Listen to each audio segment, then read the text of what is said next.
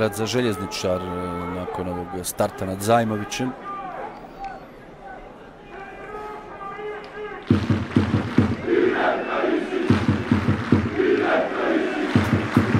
I tek sada su se oglasili navijači Željezničara u 26. minuti, simbolično zbog godina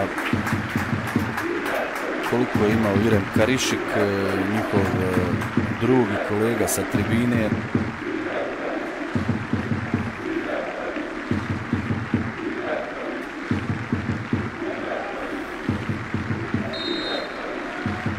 Slobodan udarac izvodi Blagojević, Bogičević je tu bio, sada Zajmović i na kraju Dujaković.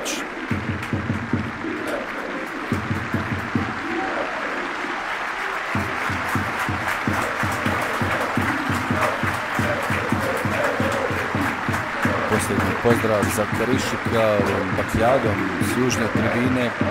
Nadam se da Disciplinska komisija Nogometnog saveza ovo neće uzeti za zlo fudbalskom klubu Željezničar, pogotovo ako ne budu ovakve ubačene dalje u tribine,